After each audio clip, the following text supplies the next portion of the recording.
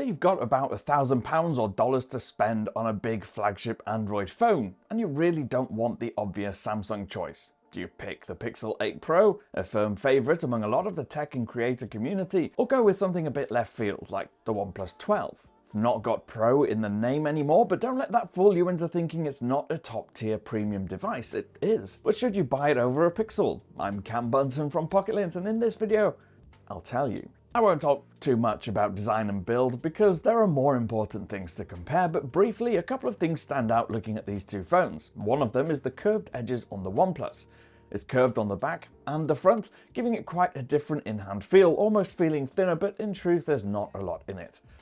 In my own use, I found the curved edges on the front more of a drawback than a benefit of the phone's design, if only because, despite accidental touch detection getting better, there are still times I'll be gripping the phone that it won't respond to my gestures and taps purely because part of my palm is touching one of the display edges. I much prefer typing and interacting on the flat screen of the Pixel. Another benefit of the Pixel is that it's a lot more water resistant. It's been certified for immersion in water with its IP68 rating, where OnePlus 12 has a lower splash resistant rating. Both will survive just fine in rain or getting splashed though. In fact, the OnePlus has a feature called Aqua Touch that can ignore splashes and detect your taps and gestures on the screen, ignoring the water. Otherwise, the two phones are similarly big, heavy, and take up lots of space in the pocket, and they're both made from very similar materials.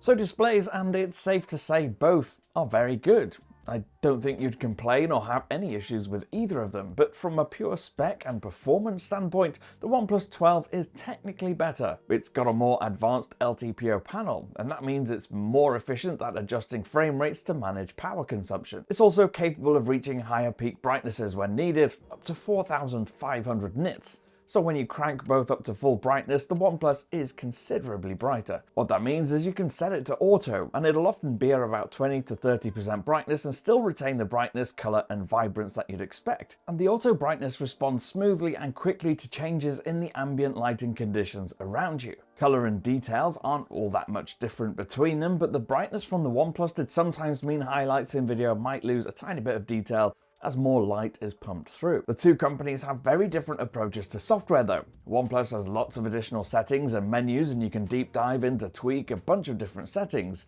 And it's one of the few that has a stock home screen launcher that allows you to install different icon packs without downloading a third-party launcher. It's more your classic Android interface, where Pixel is that modern, bold Pixel interface with big icons and bright colors. Plus all that AI wallpaper magic, audio eraser, and magic AI tools that are built into the Photos app. Which you prefer is a matter of personal taste, but what isn't is the support you get from the two companies. The Pixel 8 Pro is getting 7 years of software updates, taking it up to 2030 before it runs out.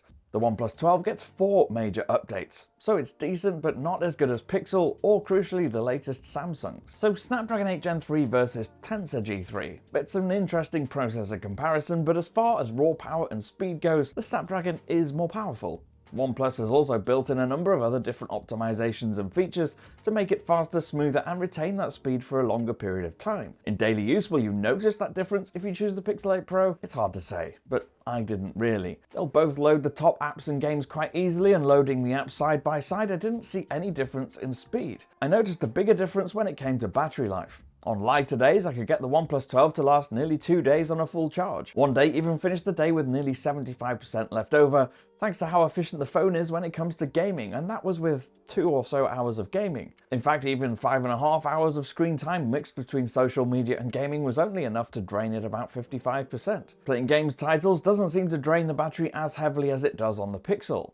That's not to say the Pixel 8 Pro has bad battery life, it doesn't. It'll comfortably finish my typical day with around 40% left over, but doesn't seem to have the same longevity as OnePlus. And there's no real competition in charging speeds either, it's not even close. OnePlus's 100-watt charging in Europe can completely refill this phone in about 26 minutes. Pixel 8 Pro can only do about half a battery in that time. In fact, if you have OnePlus's own proprietary wireless charger, it can even refill quicker wirelessly than the Pixel can manage with a cable. So let's talk cameras, and there are very different approaches here from the two companies, at least in terms of mentality. Yes, both have 3 cameras, a main, an ultra-wide, and a zoom. However, Google is making a big play for its own AI processing power behind color processing, night mode, and a bunch of other features like action blur, portrait mode, and particularly around the editing of the photos afterwards. OnePlus is leveraging the brand power of Hasselblad, the iconic historic camera brand, working on its color processing and trying to appeal to people more serious about photography. The actual difference in performance, however, there's not a huge amount in it, again. At least not in the daytime or any situation where you've got some light. But staring at photos for a long time and zooming into the details,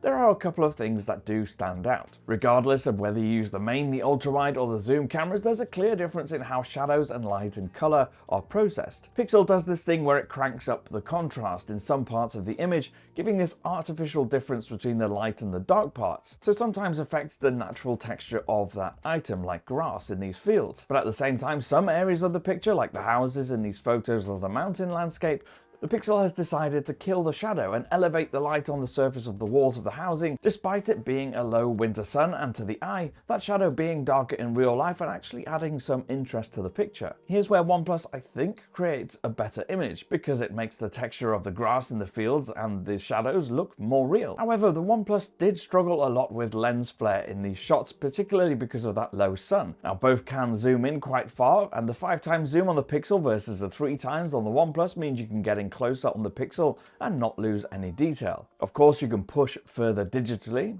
If you go up to 30x on the Pixel, you'll see quite different approaches again to the processing of those details. Pixel's maximum zoom looks quite smeary and hazy. OnePlus decides here to artificially increase the sharpness. Neither looks great past 8x or 10x zoom, despite how far they might boast that they can zoom. At nighttime, using their built-in night modes, there's a very different experience using these two phones as well. OnePlus 12 is really quick to capture its night mode shots, particularly with the main camera, usually snapping the photos in less than a second. And viewing the photos on OnePlus's own display, the bright spots where there are lights really pop, they look incredible. However, view the photos side by side on a regular screen with the Pixel's images, and there's quite a big difference in the light lifted from the darker parts of the images, like the dark night skies. Pixel takes longer to capture its photos at nighttime, around 2 to 3 seconds, but you also get the option to extend that capture time if you want. The result is that as well as those bright spots, which are easy to capture even in regular automatic mode, the Pixel shows off these impressive expansive skies with clouds and stars, even elevating the detail in the shadows. And this is the same across both the ultrawide and the main camera. Now, in some instances, you might not want that, like with this image of the house.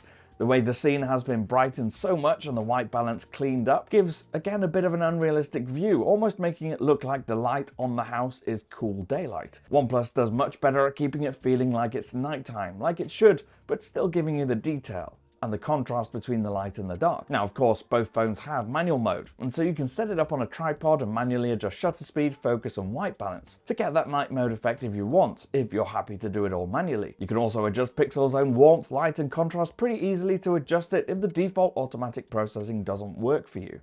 As for video, they're both strong and can shoot high-resolution files, but if you want stabilized footage, OnePlus limits you to 1080p resolution. Pixel can shoot 4K and still give you stabilized video. So in the end, looking at individual elements, there are a few ways the OnePlus 12 I think outperforms the Pixel. It's got a speedier processor, longer battery life, a technically better display, and much faster charging. So if that's what you care about, getting the best performing device, the OnePlus 12 is the phone for you. However, with the longer software support from Google, the speed at which it rolls out security patches and adds new features with pixel drops, plus the fact that the camera is really easy to use and gets you great shots in any condition, the Pixel 8 Pro is still a fantastic phone. Add to that the fact that it's got so many smart AI features, particularly around photo editing and media creation, and those features might just make up for the fact that it doesn't have the top tier performance.